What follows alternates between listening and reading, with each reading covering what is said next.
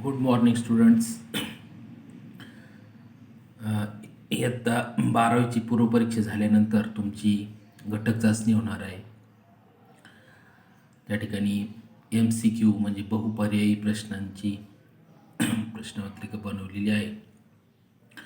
पहिले 5 प्रकरणामधले तुम्ही त्या ठिकाणी पर्याय निवडा असेल. त्यानंतर वर्ड टर्म असेल, संज्ञा सुचवा.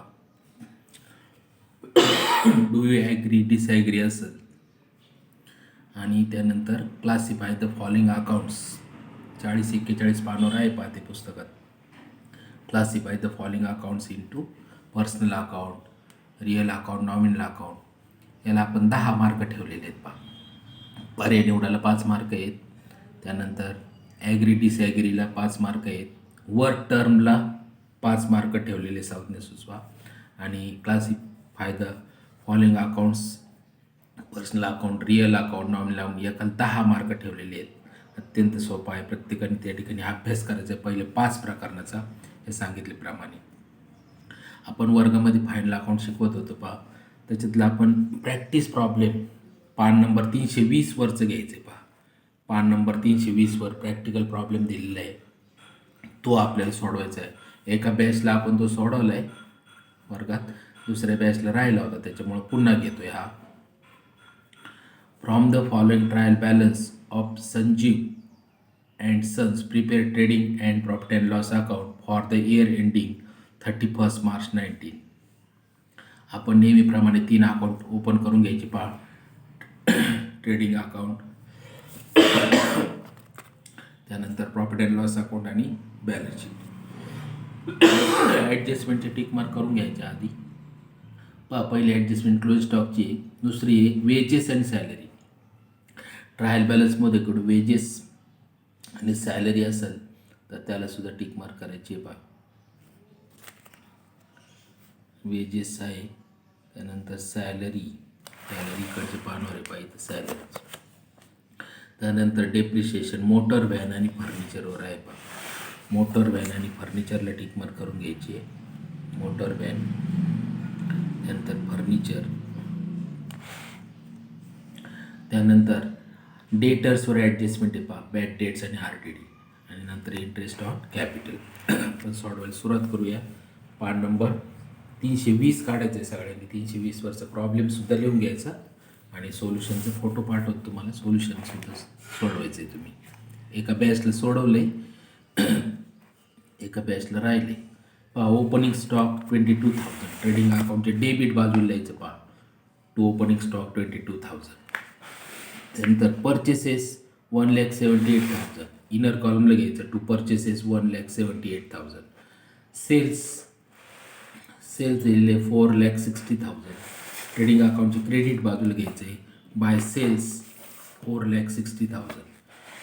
त्यानंतर कॅरेज आउटवर्ड 4,800.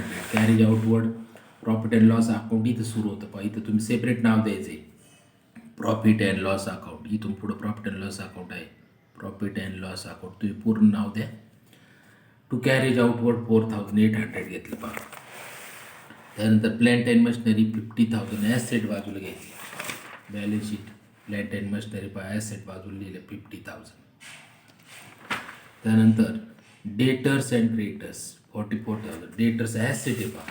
ॲसेट बाजूला घ्यायचे. डेटर्स इथे घेतले 44,000.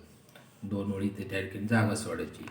त्यानंतर क्रेडिटर्स लायबिलिटीला घ्यायचं असतं पहा. लायबिलिटी बाजूला घेतले. क्रेडिटर्स 76,000.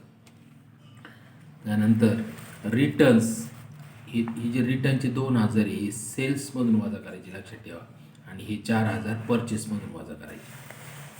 5 सेल्समधून वजा केली 2,000. इथे लिहिले 4,58,000. आणि परचेसेसमधून 4,000 लेस करायचे. लेस परचेस रिटर्न्स 4,000. इथे येतील 1,74,000. त्यानंतर बिल्डिंग आणि मोटर व्हॅन ॲसेट बाजूला लिहायचं पहा. 58,000 आणि 40,000. ॲसेट बाजूला पहा. बिल्डिंग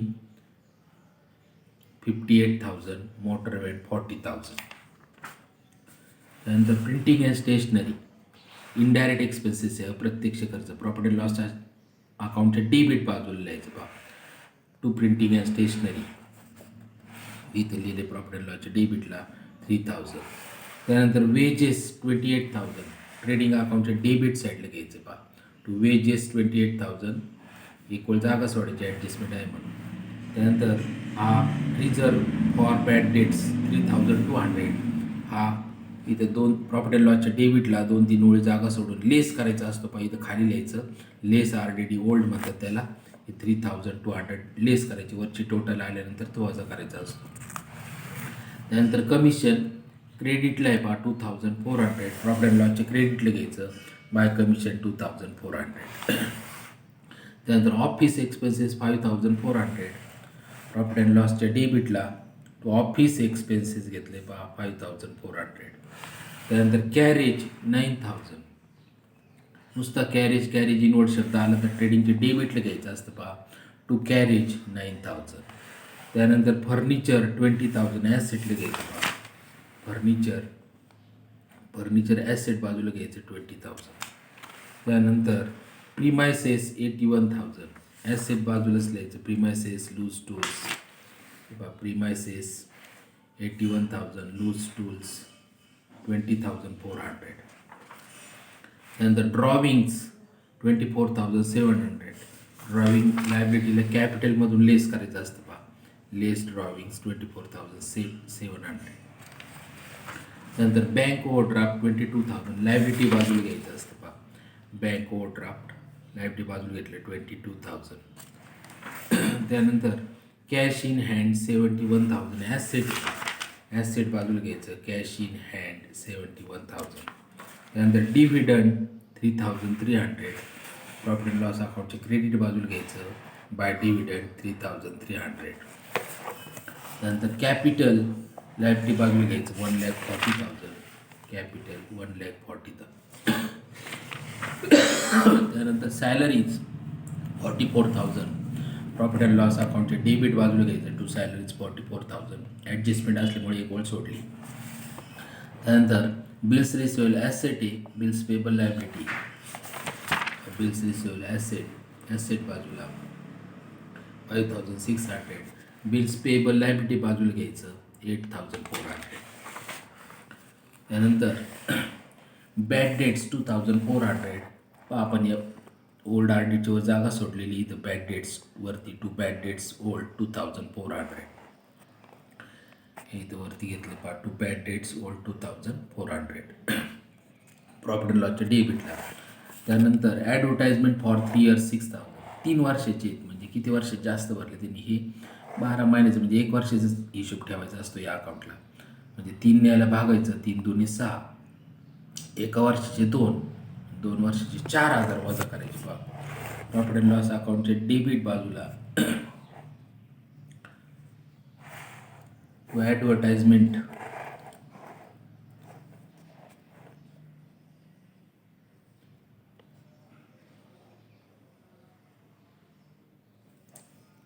ॲडव्हर्टाइजमेंट 3 years ते घेतले. ॲडव्हर्टाइजमेंट 6मधून 4 वजा करायची 6,000 याच्यातून 4 जास्त भरलेली वजा करायची आणि हे येतील 2,000 आणि हे 4,000 ॲसेट बाजूला लिहायची प्रीपेड ॲडव्हर्टाइजमेंट म्हणायचे. ॲडव्हर्टाइजमेंट 4,000 या आउटरला घ्यायची जादा भरले. त्यानंतर ॲडजस्टमेंट सोडून पहा क्लोजिंग स्टॉकचे 2 किमती दिलेल्या आहेत. टेक विच एव्हर इज लेस कमी किंमत कोणती दिली पहा 60 आणि 70 60,000चे दोन्ही पेड करायचे. ट्रेडिंग अकाउंटचे क्रेडिट बाजूला बाय क्लोजिंग स्टॉक 60,000 आणि ॲसेट बाजूला सेकंड इफेक्ट पहा क्लोजिंग स्टॉक 60,000 ॲसेट बाजूला. त्यानंतर ॲडजस्टमेंट नंबर 2 आउटस्टँडिंग एक्सपेन्सेस वेजेसमध्ये 4,000 ॲड करायचे सॅलरीमध्ये 2,004 ॲड करायचे आणि लायबिलिटी बाजूला लिहायची पहा वेजेसमध्ये ॲड केले 4,000 सॅलरीमध्ये ॲड केले पहा आउटस्टँडिंग 2,400 आणि याचं सेकंड इफेक्ट लायबिलिटी बाजूला घ्यायचं असतं आउटस्टँडिंग वेजेस 4,000 आउटस्टँडिंग सॅलरी 2,400. त्यानंतर ॲडजस्टमेंट नंबर 3 मोटर व्हॅनवर 10% डेप्रिशिएशन करायचं आणि फर्निचरवर 5% ॲसेटमधून लेस करायचं मोटर व्हॅनमधून 10% वजा केले 4,000 लेस केले 36,000 येतील. आणि फर्निचरवर 5% 1,000 होतील. हे वजा केले इथं लिहिलं 19,000. हे झालं फर्स्ट इफेक्ट. याचं second effect profit and loss अकाउंटच्या डेबिट बाजूला घ्यायचा असतो प्रॉफिट अँड लॉस अकाउंटच्या डेबिट बाजूला to depreciation on motor van 4,000 furniture 1,000. त्यानंतर write off ₹2,000 for bad debts and create RDD at 5% on debtors. लक्षात ठेवायचं हे 2,000 बॅड डेट्स सन्डे डेटर्समधून आधी वजा करायचे. ॲसेट बाजूला सन्डे डेटर्स आहे, इथून बॅड डेट्स वजा केले 2,000. आता ह्या 42,000वर 5% काढायची. 42,000वर 5% येतील 21. इथून वजा करायची आणि नंतर ही 5% वजा करायची. आता याचं second effect profit and loss अकाउंटच्या डेबिट बाजूला आपण इथे जागा सोडली ती प्रॉफिट अँड लॉस अकाउंटच्या डेबिट बाजूला टू बॅड डेट्स. त्याच्यात आणखीन वाढ झाली ॲड बॅड डेट्स न्यू 2,000 आणि ॲड RDD आत्ता काढला होता 5% आपण 2,100. आता याची बेरीज करायची ती येतील 6,500 आणि ट्रायल बॅलन्सच्या क्रेडिटला जो होता तो वजा करायचा तो 3,200. मग बाहेर आउटर कॉलमला येतील 3,300 झाले ॲडजस्टमेंट. त्यानंतर provide 10% per annum interest on capital. भांडवलावर 10% व्याज. लायबिलिटी बाजूला कॅपिटल आहे 1,40,000 याच्यावर 10% 14,000 येईल add interest on capital 14,000 add करायचं. हा झाला first effect. Second effect profit and loss अकाउंटच्या डेबिट बाजूला लिहायचं असतं प्रॉफिट अँड लॉस अकाउंटच्या डेबिट बाजूला टू इंटरेस्ट ऑन कॅपिटल 14,000 14,000. पूर्ण गणित झालं आहे तर फक्त आपल्याला बेरचं करायचं आहे. कोणती टोटल जास्त येते ती घ्यायची. पहिल्यांदी 5,18,000 5,18,000 याच्यातून हे सगळे खर्च इथपासून इथपर्यंत 9,000पर्यंत 22,000पासून 9,000 यांची बेरीज करायची इथपासून आणि हे 5,18,000मधून वजा करायची ही बेरीज. मग जो फरक येतो त्याला म्हणायचं to gross profit carried down. तो येतो 2,81,000. हा ग्रॉस प्रॉफिट अँड लॉस अकाउंटच्या क्रेडिट बाजूला घ्यायचं by gross profit brought down 2,81,000. आता ही टोटल घ्यायची 2,86,000 2,86,700 2,86,700. याच्यातून हे सर्व वजा करायचे 4,800पासून हे 4,800पासून हे 2,000पर्यंत बेरीज करायची आणि ही बेरीज याच्यातून वजा करायची. 2,86,700मधून वजा केल्यावर येतो तो नेट प्रॉफिट म्हणायचं त्याला. हा आपल्याला कॅपिटलला ट्रान्सफर करायचा असतो, लायबिलिटीला कॅपिटलमध्ये ॲड करायचा असतो. हे नेट प्रॉफिट येतो 2,02,800. हा लायबिलिटी बाजूला कॅपिटलमध्ये ॲड करून टाकायचा. ॲड नेट प्रॉफिट म्हणायचं 2,02,800 आणि आता ही टोटल बाहेर घ्यायची.